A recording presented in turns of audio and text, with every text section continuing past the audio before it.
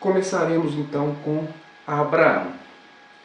No livro do Gênesis, já no capítulo 11, nós vemos aqui então que Abraão, verso 31, ele habitava na terra de Ur dos Caldeus, saiu de Ur dos Caldeus e foi para Harã, onde ele ficou ali até que o seu pai Terá veio a falecer. Morreu com 205 anos. Depois então do falecimento do seu pai, o Senhor Deus fala com Abraão e manda que ele saia então ali daquela localidade, da sua terra, da sua parentela, e vá para o lugar onde ele haveria de mostrar.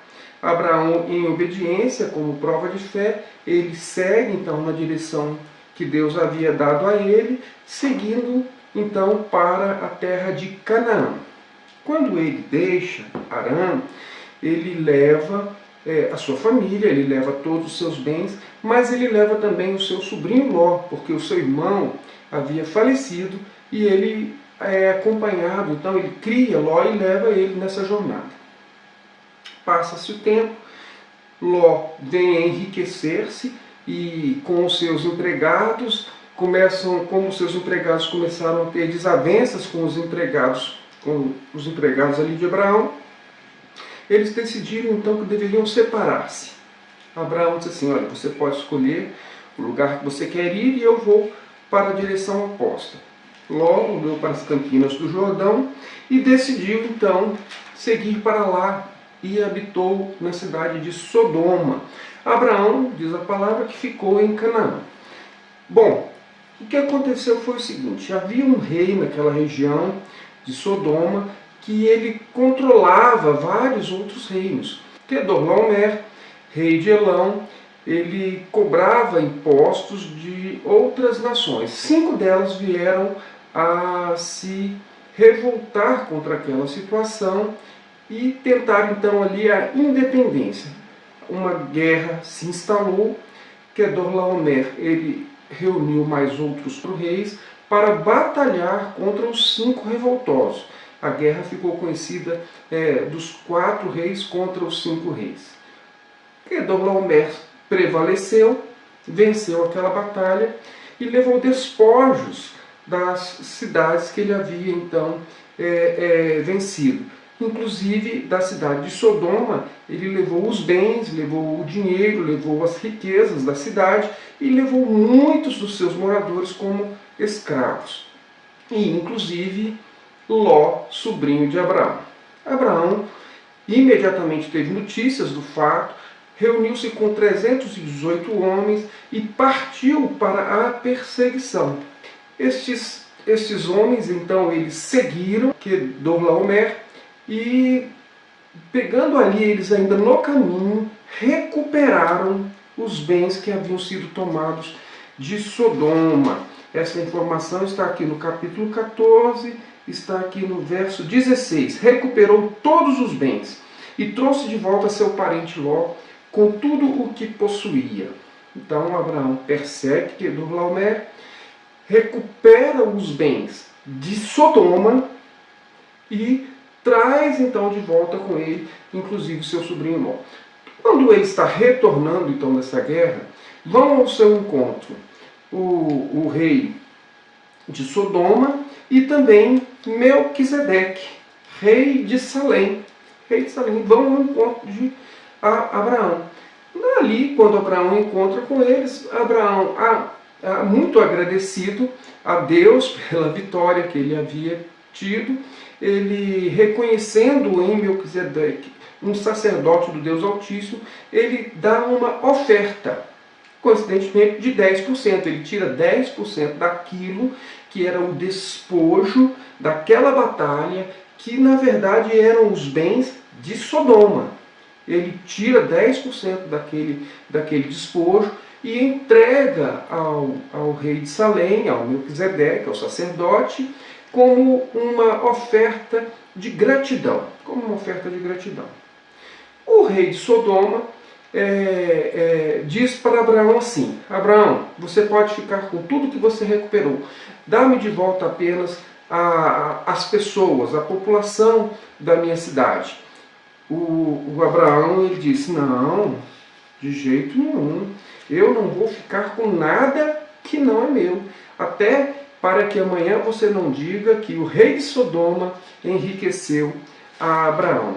Então, Abraão, ele não aceita ficar com os bens de Sodoma, mesmo tendo sido ele aquele que recuperou e que, embora formalmente não fosse dele, mas na prática ele havia tomado, né, pela guerra. E era costume, então, que as pessoas ficassem com os despojos. Mas mesmo assim, Abraão ele não quis se aproveitar daquela situação, né, para tirar bens para si, bens que ele sabia que não pertenciam. A única coisa que ele pediu foi o seguinte: eu vou tirar aqui dos bens apenas o pagamento dos homens que lutaram, né?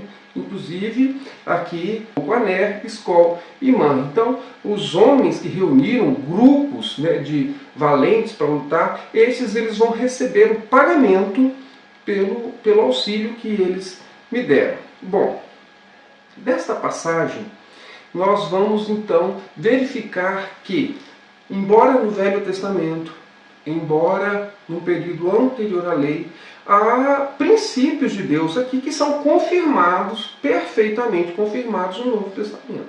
O primeiro deles é a questão da família. Ora, Ló, ele era um sobrinho tratado como o próprio filho de Abraão.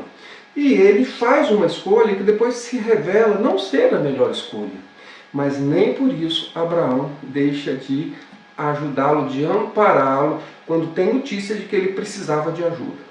Tirando este primeiro princípio, nós temos um outro princípio também, que é o da coragem.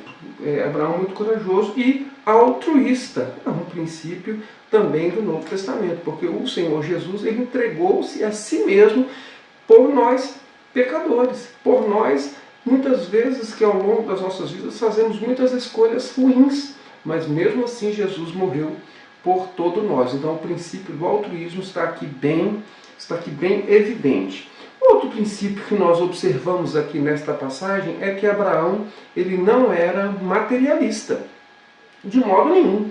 Ele não quis se aproveitar da situação para... Ele poderia pensar assim: bom, Deus é comigo, Deus tem promessas para a minha vida, tem uma grande obra para realizar, e é aqui a partir da minha família, do meu povo, então eu vou aceitar esta generosidade de Sodoma para que eu possa então levar adiante esta grande obra. Não, ele não quis se aproveitar daquela situação, ele não quis nada do que não era dele. Vejam que ele não é materialista e ele também, quando ele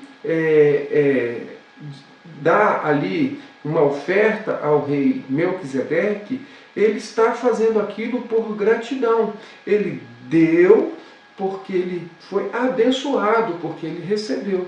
Veja que ele não tinha nenhum compromisso com Melquisedeque. Ele não tinha compromisso de sustentar Melquisedeque. Melquisedeque era rei de uma cidade, rei de Salém, e reino de paz. E ele não tinha, Abraão ele não tinha uma responsabilidade de sustentar Melquisedeque, mas reconhecendo nele um sacerdote, porque quis, porque era generoso, porque foi grato a Deus, ele decidiu de livre e espontânea vontade, não por nenhuma questão, nenhuma obrigação, nenhuma imposição de você tem que ser fiel e sustentar Melquisedeque. Não, ele simplesmente, por conta própria, ele decidiu fazer ali uma oferta para Melquisedeque. Agora, se nós observarmos aqui na questão do dízimo, os princípios são diferentes do que nós observamos hoje.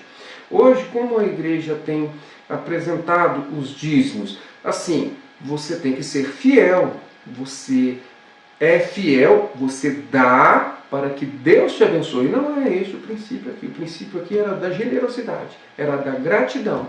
E não era por obrigação, não era por imposição, e não havia nenhum vínculo de sustento de um para com o outro. Simplesmente uma questão de gratidão que partiu do coração de Abraão. E ainda tem um outro detalhe, é que Abraão, ele não deu a Melquisedeque, ele não deu dízimos daquilo que ele possuía e que aquilo que ele tinha construído com o suor do seu trabalho ali como criador de rebanhos. Não, ele simplesmente dizimou o despojo de uma guerra e que originalmente aqueles bens e aquela riqueza formalmente nem dele era.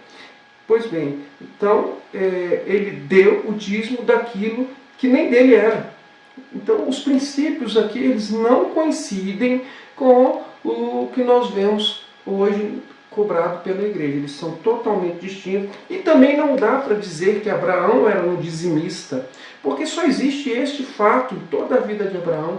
Esta referência, ela é uma referência isolada. Ela não nos traz nenhuma evidência, nem sequer suspeita de que Abraão tivesse o hábito de sustentar algum tipo de sacerdócio com tudo aquilo que ele ganhava ao longo dos meses, ao longo dos anos, ao longo das décadas, de forma alguma. Então, afirmar que Abraão era um dizimista é forçar muito a barra. É querer colocar na Bíblia coisas que não estão nela. Dizer que os dízimos que a igreja cobra hoje foi uma instituição de Deus no período da graça, porque anterior à lei, porque já Abraão era um dizimista, também é forçar a barra. Nós não conseguimos nos apoiar para cobrar dízimos, especialmente os dízimos que hoje se cobram, que têm fundamentos totalmente diferentes do que nós observamos aqui, inicialmente, com Abraão.